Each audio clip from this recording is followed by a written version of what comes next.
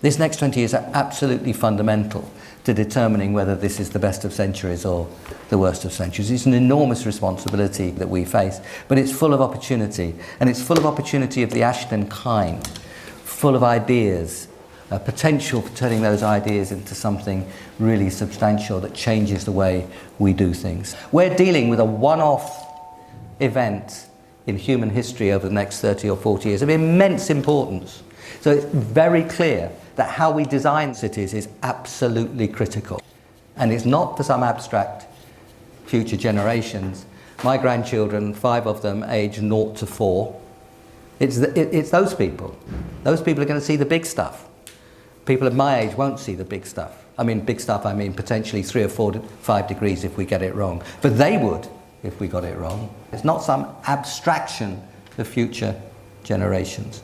About 75% of the emissions come from cities, associated with about 75% of output coming from cities, only just over 50% of the population, but that's going up very strongly. So if you start at 75% of the emissions coming from cities, and that's going to rise, that percentage, it's absolutely clear that the cities are at the heart of this story. Not to deny the importance of deforestation, that's of course fundamental, and the soils and the oceans, but it's quite clear that the cities are at the centre of this story. When I was in Beijing last March, there was a warning that said old people and children should stay in and not exercise very much. It turned out that their definition of old people included me, so I was rather taken by this warning, and then I flew from China to Delhi, and Delhi was twice as bad. But at that point, the PM 2.5 in Delhi was sufficient to have shut the schools in China. 13 of the most polluted cities are in India, not one of them in China. Yet we always think about China. And because China's very bad, but we shouldn't think that it's the worst. It absolutely isn't. Not even one in the top 20, the most polluted cities, is in China. In the UK, we probably kill of the order of 30,000 a year through air pollution. We kill 1,700 in road accidents. 4,000 people a day die in China from air pollution. It's probably 6,000 or 7,000 a day, or even more, in India. These numbers are just colossal. These are extraordinarily important, and we've discovered in the last 5 or 6 years, we've started to get some feel on those numbers. And they really matter, and they've started to change the debate in China. So they're very bad because they describe a reality that is truly tragic. But at the same time, they have been part of the momentum that started to change the politics of China.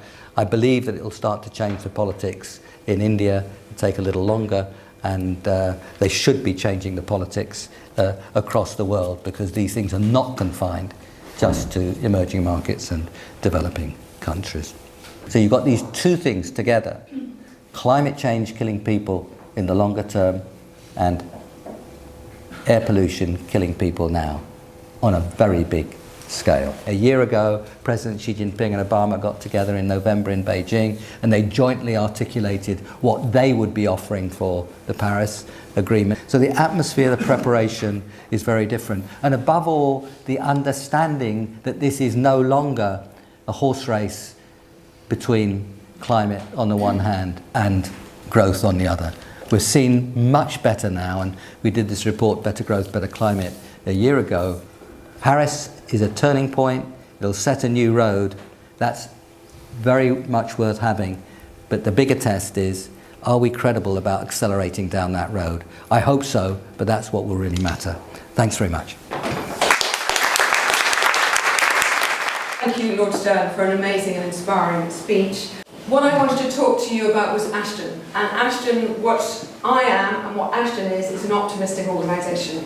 What we're trying to do, we're going from having heard about the macro situation from Lord Stern, we do the micro situation on the ground. We look at what are the solutions on the ground that can help us out of the problem of climate change, but also out of the problem of poverty and improving people's quality of life. We believe that sustainable energy is a win-win-win situation. That if you have the sustainable energy, it can bring economic benefits as well as social and health benefits too. Ashden believes there's a huge value in talking about the stories and throwing those stories out and having inspirational winners that clearly show the social, the economic and the environmental benefits. I love his positive attitude, and I really like the way that he's saying that this is not about being environmental do-gooders, this is the economy of the future.